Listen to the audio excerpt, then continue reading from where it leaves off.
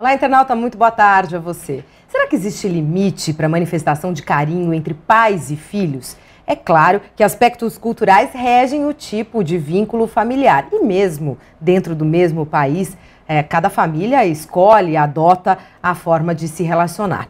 Hoje nós vamos conversar com uma especialista para saber o que é saudável e o que poderia se transformar em conflito para a criança. Eu recebo aqui nos estúdios da Jovem Pan Online a psicóloga clínica com pós-graduação em medicina preventiva pela USP, ela que é especializada em atendimento para crianças. Doutora Elizabeth Pimentel, muito obrigada pela participação, pela presença. Boa tarde. Boa tarde aos internautas.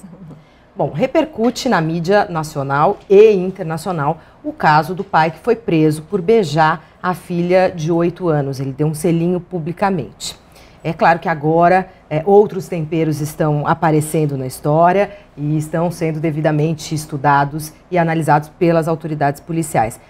Eu gostaria de saber da senhora, em princípio, se esse comportamento que é tão comum nas famílias brasileiras e italianas, o selinho de mães e filhos ou pais e filhos, se esse comportamento é saudável ou não, se ele pode acarretar algum problema na relação familiar e também para a criança. Não, ele é saudável. Ele é saudável dentro desse contexto cultural, dentro desse hábito, né, onde o pai e a mãe, e assim, tem todo um outro universo de afetos que estão associados e que trazem segurança, que trazem proteção para a criança e que esse contexto não tem nenhum problema. Não.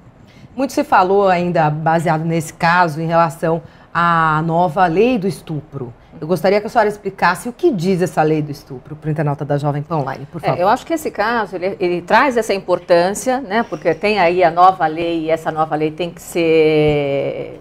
Ela tem seus pontos positivos, ela tem seus pontos questionados, polêmicos e tal, mas ela é importante porque ela traz uma prática, infelizmente, já de muitos e muitos anos. A prática do estupro é uma prática que é pouco divulgada, né? Há muitas vítimas não se manifestam, não colocam isso e normalmente acontece na primeira infância e em casos de adolescentes. Então, esse caso ele é importante porque ele traz de novo à tona essa discussão.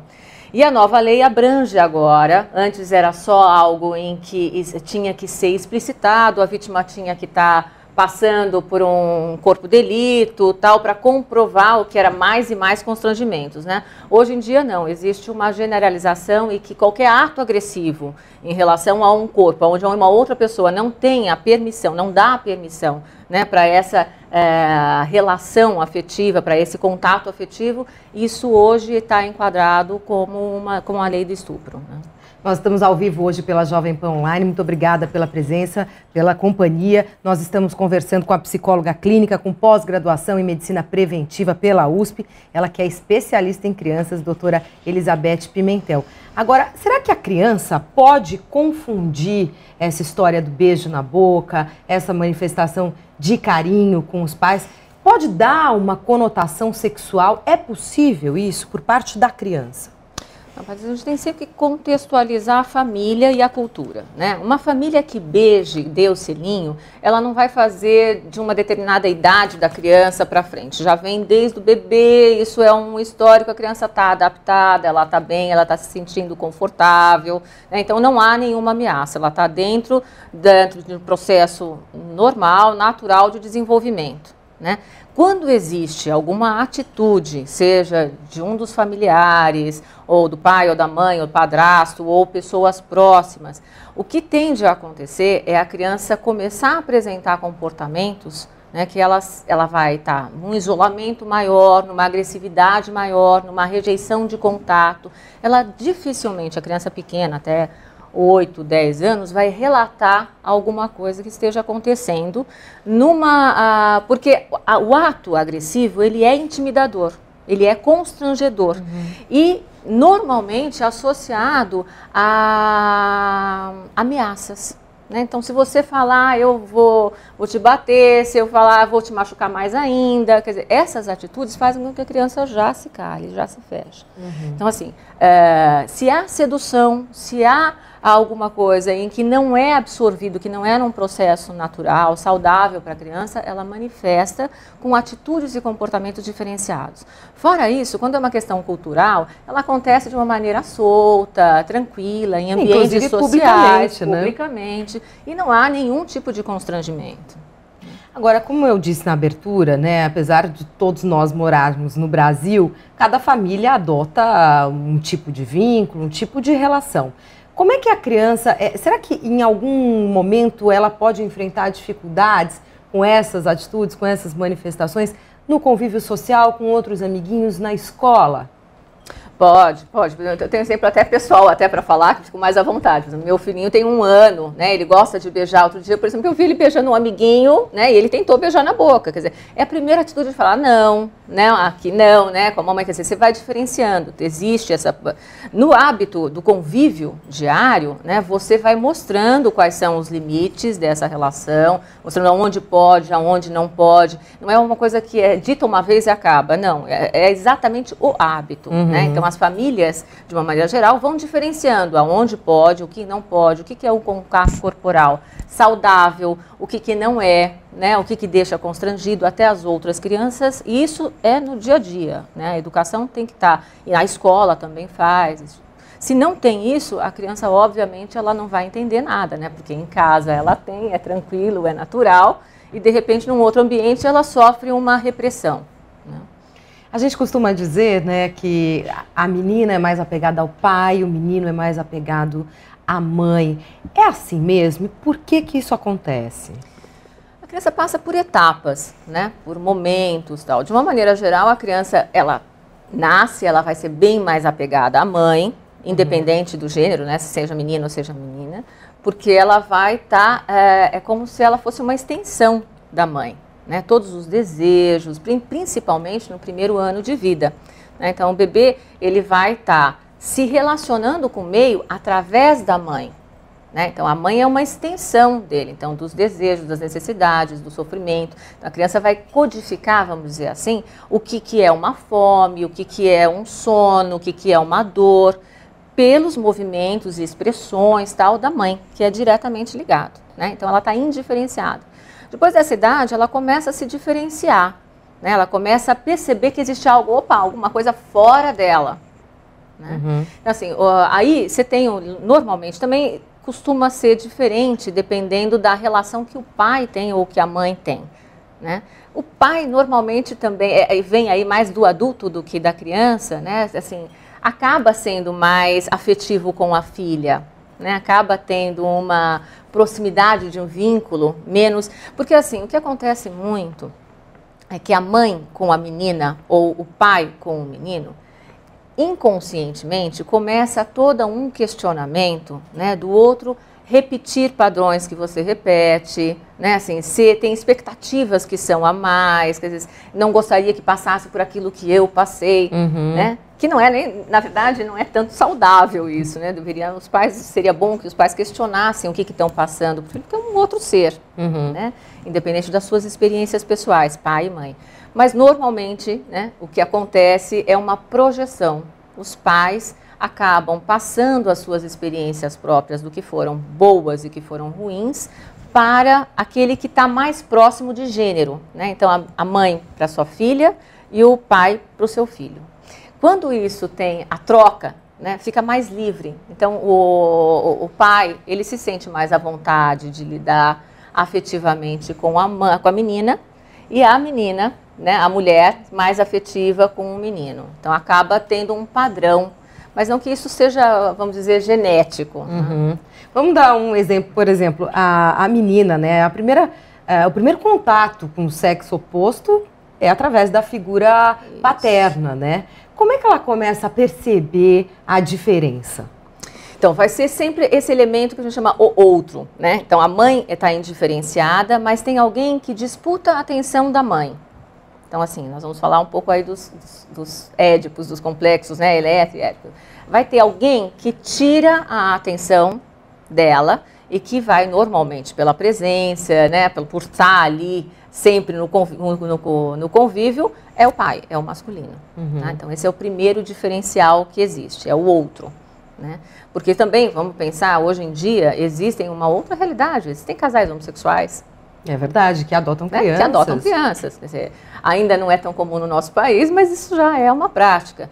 Também há uma diferenciação, porque é o comportamento, né? Assim, um comportamento mais afetivo, de proteção, ou comportamento mais masculino, que é, olha, aqui está assim, você faz desse jeito, você faz daquele jeito. Quer dizer, são dois tipos de padrões de comportamento que vai sendo sentido e diferenciado. Né? Então, a partir de 1, 2 anos, onde a criança começa a ter o controle do esfíncter, começa a fazer o seu xixi, o cocô lá na privada, tem todo o ensinamento disso, ela começa a perceber que existem diferenças entre ela, né, e o menino. E também é novamente reforçado pelo meio, pelos pais. Né? A menina não tem o pipi, o menino tem o pipi, quer dizer, os pais sempre vão estar reforçando essas identidades. Então, a diferença, de novo, entra como uma relação de comportamento importante para assimilar o que pode, o que não pode, como é que é esse afeto, como é que é esse outro, né? É uma segunda etapa dessa diferenciação. Qual deve ser o papel da mãe, assim, nessa relação, quando ela percebe esse contato muito próximo do pai com a filha mulher? Ela deve solicitar atenção, pedir, porque tem mãe ciumenta, a gente sabe disso, né? Isso é muito comum. Não, ela está dando mais bola para ele do que para mim. Como é que ela deve se portar nesse momento? Como é que se forma essa relação familiar harmoniosa? O saudável é permitir.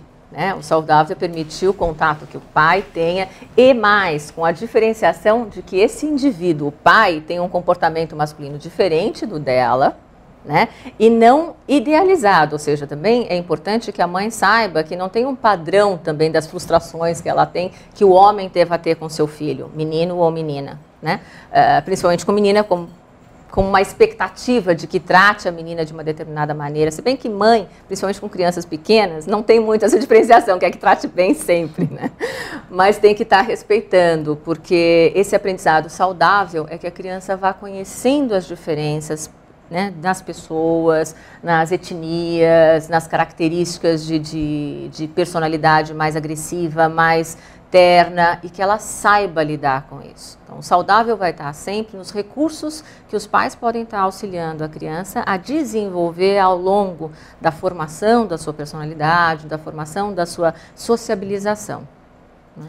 Doutora, amor demais sufoca? Sufoca, e é um problema. Sufoca e é um problema. E é tão ruim quanto a ausência dele. Né? Quer dizer, o amor na medida é o que é importante. O sufoca porque a criança, até o oposto do que eu estava dizendo, né? A criança que recebe uma hiperproteção, ela tem medo de se relacionar. Ela tem medo de fazer as coisas, ela tem medo de experimentar, a curiosidade dela fica talhada, quer dizer, ela se inibe. E aí ela não vai descobrindo esses recursos, não sabe como ela deve lidar com o universo. Então, ela vai se isolando, vai criando problemas, sim. Quer dizer, essa corda tem que ser solta a partir de quando, hein? Eu diria desde, assim, eu acho que dá para a gente permitir toda a nossa hiperproteção até o primeiro ano e olhe lá, né? Acho que assim, tem sempre, a partir daí tem que estar se contendo mesmo, se controlando e deixar a criança fazer as suas experiências. Claro, bom senso conta muito. Né? Então, você não vai deixar uma criança se machucar, ou uma criança, ela não tem noção de perigo e você tem que auxiliar. Mas não pode, por exemplo, uma coisa muito comum, e a gente vê até isso, outro dia me passaram um vídeo do YouTube que eu achei uma gracinha, mas é exatamente isso, quer dizer, a criança ela vai fazer manha com a mãe. Né? Então, assim, a mãe que sai correndo, não deixa cair, não deixa... A criança faz, assim, ela vai tropeçar, ela vai... Já faz escândalo. Já faz escândalo. Normalmente, se a mãe deixa, tudo bem, cai e tal, vamos levantar, a criança tende a cair, levantar e sem nada, problemas. Né? É um fator muito claro e observável. Assim, observe a criança pequena caindo. A primeira atitude que a criança vai ter é olhar para a mãe. Né? Se a mãe fez uma carona, ela se assusta. Se a mãe está numa boa, ela levanta e vai embora, não tem problema. Isso é muito interessante, né? Essa continuidade que a senhora falou, né? A mãe acaba sendo uma continuidade dos desejos e de tudo da criança, principalmente quando ela é pequena. Quando a menina vai se desenvolvendo, passa por uma fase que ela passa a imitar a figura feminina, né, a mãe, quer usar salto alto, bolsa, se coloca ou se porta da mesma forma que a mãe, vira meio que um espelho, um xerox reduzido. E muitas mulheres se preocupam muito com isso. Será que agora eu tenho que mudar a minha postura? Será que eu tenho que mudar os meus hábitos?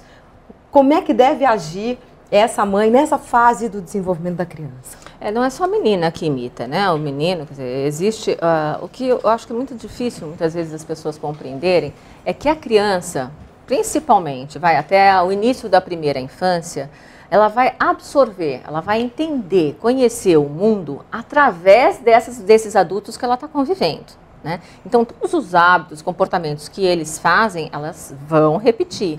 É uma forma, o brincar é isso, é o assimilar. Então, a criança repete também o salto, o batom, mas ela repete a cozinha, né? O colocar, o fechar as coisas, o abrir armário, o passar a roupa. Ela repete os atos cotidianos que ela está absorvendo ali, né? E, assim, e aí é uma coisa interessante, né? Os pais, de alguma maneira, acham que os filhos, ainda hoje, acham que os filhos é um produto deles, né? E se não tomar muito cuidado, vai repetir tudo que faz. Não é bem assim. A criança tem uma individualidade, né? Então, esse período, esse processo, ela tende a repetir como um processo de assimilação. A pré-adolescência e a adolescência não vai mais, ela vai fazer o extremo oposto. Né, vai fazer com que seja diferente para encontrar o seu próprio grupo, porque vai ser só depois dessa fase em que ela vai estar pronta. Tem um sentido a gente falar dos 18 anos, dos 21 anos, né, um sentido de maturação até neurológica, né, onde está no seu ápice do desenvolvimento, o cérebro já está pronto aos 21, não antes. Né? Ele já está com todas as suas redes neurais formadas e aí sim o adulto, a pessoa, o indivíduo vai ter capacidade de estar tendo escolhas mais livres destes processos de educação. Até então, eles vão estar repetindo os padrões, por isso que a gente tem que estar sempre orientando em cada etapa a sexualidade. A sexualidade é uma questão extremamente natural. Todos nós temos. A criança tem curiosidade. Né? Assim, é natural que ela tenha, é bom que ela tenha. Então, o papel do adulto e dos pais é de orientação nas necessidades do filho. E não passar as suas experiências. Claro que isso se faz através das experiências que a gente tem. Mas é muito comum, né, os adultos acharem, os pais acharem que tem que passar a bagagem e vai controlar o que o filho vai ser no futuro. E aí existem muitas frustrações, muitos conflitos, porque o filho não vai fazer. A gente fala até da síndrome do ninho, quando a criança já virou adulto e sai, e a mãe sofre. Claro, existe todo um aspecto psicológico, tal, mas existe muito das expectativas projetadas, né, que seja meu sempre. E não é. Filho não é nosso, é emprestado. A gente curte durante um tempo, mas eles voam e vão embora. E por falar nisso, hoje que cada vez mais comum as crianças irem para a escola muito cedo, até porque a mulher está totalmente inserida no mercado de trabalho, né? Isso é positivo, de certa forma? Faz parte? A mulher está inserida no mercado de trabalho? Não, as crianças irem para a escola porque as mulheres estão inseridas no mercado de trabalho. Olha, Patrícia, eu acho, cedo, né? Eu sou favorável a refletir bastante sobre esse tema, né? Assim, existe, claro, uma demanda, uma necessidade, até nós, como mulheres, precisamos da nossa independência, mas seria muito bom ter um olhar do que está acontecendo mundialmente com a família, né? Ter um olhar mais atento. E como isso pode ser dividido. Acho que uma das coisas importantes também disso, e que acontece menos, ou pelo menos é menos falado, é o pai assumir um pouco mais essa postura, né, de dentro de casa. Agora, a primeira infância, a criança precisa do pai e da mãe. Precisa que é a primeira infância, doutora? Até 7 anos. 7 anos. 7 anos. Né? Aí a gente fala da pré-adolescência até os 14, 13, 14 anos e a entrada da adolescência. Na verdade, sempre vai ser importante, porque, mais uma vez, a criança vai ter como orientadores, como importantes, como as pessoas que deveriam ser o porto seguro deles, o pai e a mãe. Deveria ser. Infelizmente, não é. Por quê? Os pais estão tão longe, né? Tão distantes. É muito comum, por exemplo, no consultório a gente vê muito isso, assim, falar, você conversou com seu filho? Assim, mas claro, eu disse várias vezes. Assim, conversar não é dizer.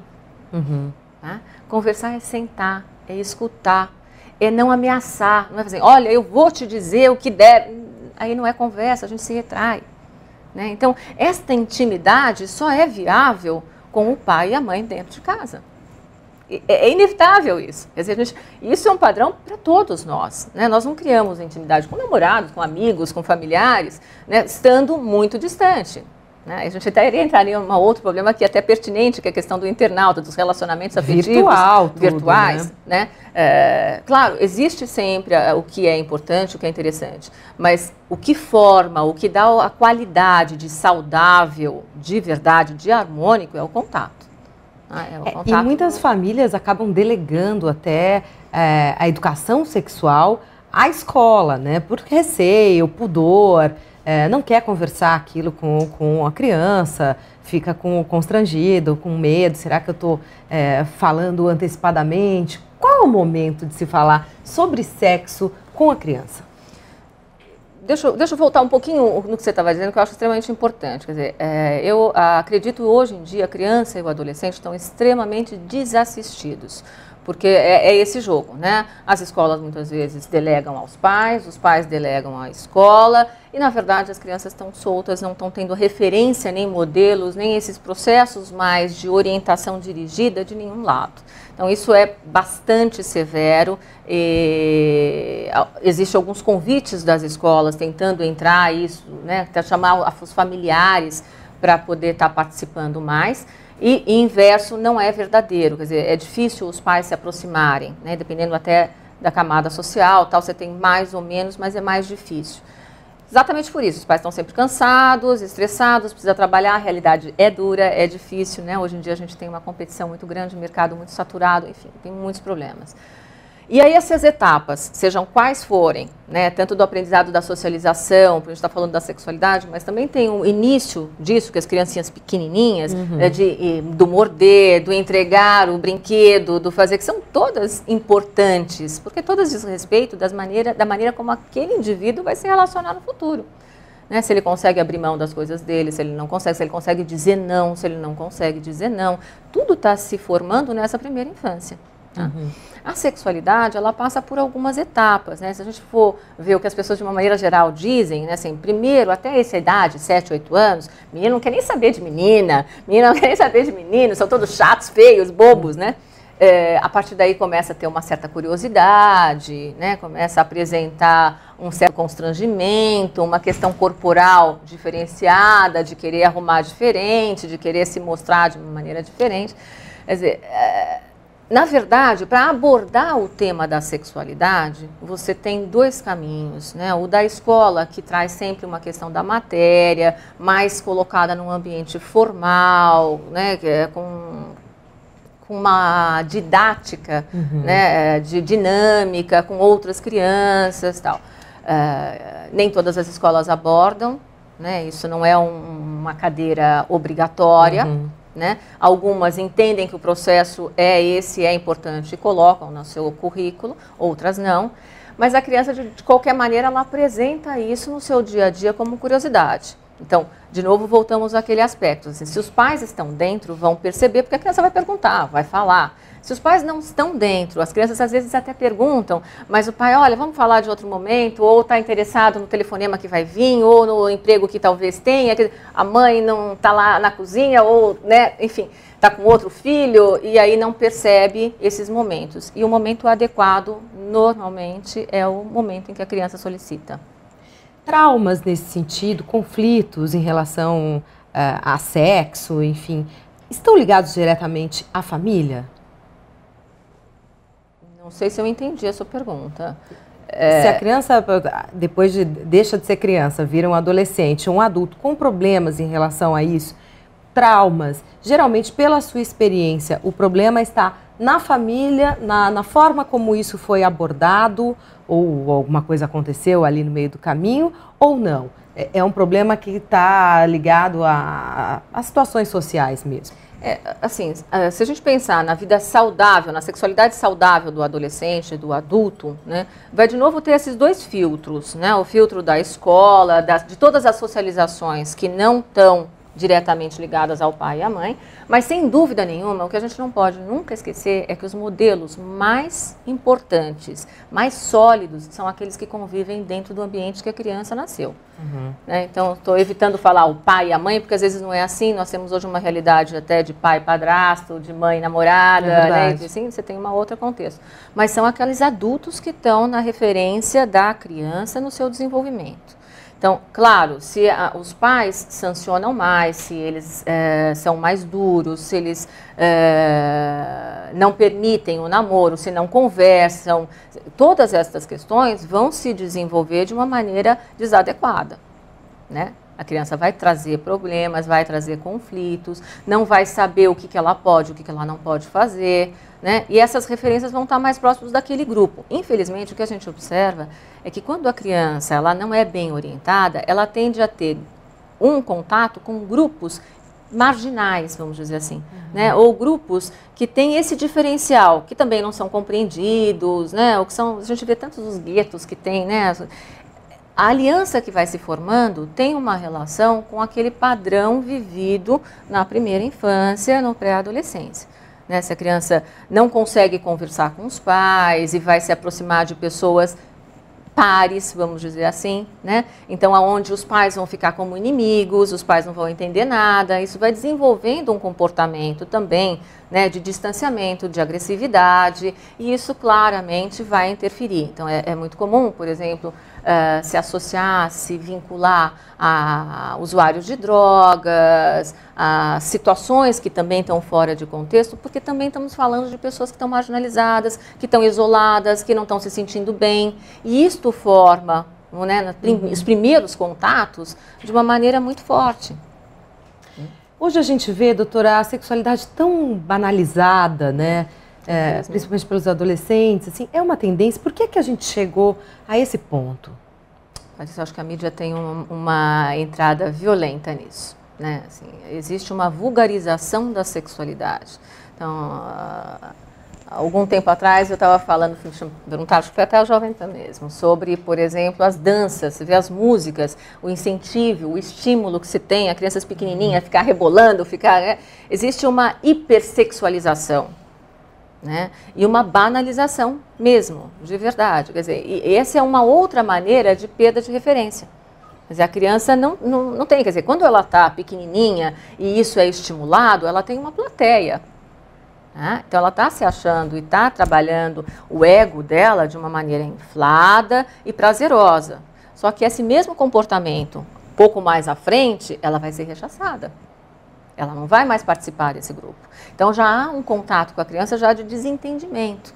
Né? Assim, o colocar, o tirar, a gente vê o quanto, por exemplo, a sexualidade, ou a genitalidade, vamos dizer assim, né? Os atos sexuais, invadiram as novelas das 5, das 4. Né? É verdade. Tá em todos os lugares. Então, não é necessariamente a relação que a criança tem com a banalização, mas a falta de compreensão e ser introduzida no mundo sem que ninguém dê referências a isso. Olha, isso é bom, isso não é bom, né? Assim, tudo bem, vai assistir um filme ou algum programa que tenha, qual é a conduta que o pai e a mãe vão estar abordando? Né? Assim, isto não pode, com agressividade, ou olha, vamos mudar, isso não é para criança.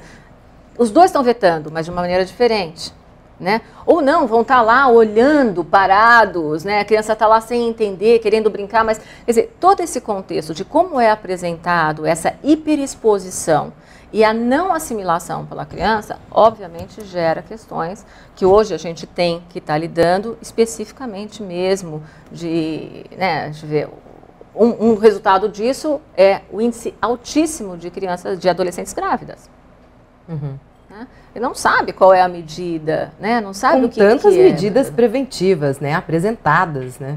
Por aí, pela mídia, inclusive pelas escolas, de novo pelos governos. De novo vem isso, né? Eu trabalhei muito tempo, de 80 até 2000, com HIV, com AIDS, né? E assim, uma das coisas que a gente percebe é que a informação solta, ela é reproduzida. Eu lembro bem uma vez, dando uma palestra, perguntei o que era a AIDS, as pessoas responderam, uma gripe forte. Nossa. Mas eu perguntei, como se previne? Colocando camisinha. Quer dizer, está aí a entrada da informação. A informação entra, mas como ela é processada, assim, nós temos constrangimentos, né? A gente pode querer, mas no ato sexual ali, principalmente de adolescente, assim, não é fácil, olha, vamos parar, que no ápice, fala assim, vamos parar, vamos pôr camisinha. Não é, a gente sabe que não é. Né? Outra comprovação disso, por exemplo, são mulheres casadas há 20 e 30 anos, né, que estão se infectando barbaramente. Do quê? De homens que têm relacionamentos extraconjugais. Quer dizer, então a gente tem os dados, tem as informações, mas a informação em si não basta. De novo a gente volta àquela questão da família, de como é que o pai, como é que a mãe processam, ajudam a criança, orientam a criança com as informações recebidas. Para isso precisa estar presente. Né? E com o adolescente a mesma coisa, da droga. Assim. O que a gente percebe, que eu acho que é um avanço do nosso tempo hoje, contemporâneo, se eu voltasse a 20 anos, a gente teve uma liberdade enorme. Né? Os profissionais, você não pode proibir, não pode, você tem até frases, né? Proibido proibir e tal. Não, gente, não é proibido proibir, precisa proibir adequadamente. Né? Assim, qual é o adequado? É quando você está junto, colocando alguma coisa, porque você sabe que não faz bem para você e que não vai fazer bem para o outro. Doutora, só para a gente encerrar, mãe é mãe, amiga é amiga, pai é pai, amigo é amigo. Isso tem que ficar muito claro e muito diferenciado? Acho que precisa ficar bem definido. O que a gente pode é assim, pai pode ser amigo, mãe pode ser amiga também. Mas dizer mãe é amiga, né? Assim, então nós temos muitos amigos e temos muitas amigas, né? Os homens e as mulheres. Os meninos e as meninas vão ter muitos amigos. O que não pode, e que eu acho que se confunde muito, é perder o papel específico e importantíssimo no desenvolvimento humano do pai e da mãe. Essa é a psicóloga Elizabeth Pimentel. Muito obrigada pelos esclarecimentos. Uma ótima tarde. Obrigada. Você, obrigada pela companhia mais uma vez. Continue navegando aqui pela Jovem Pan Online. Jovem Pan Online. Rádio com imagem. Online.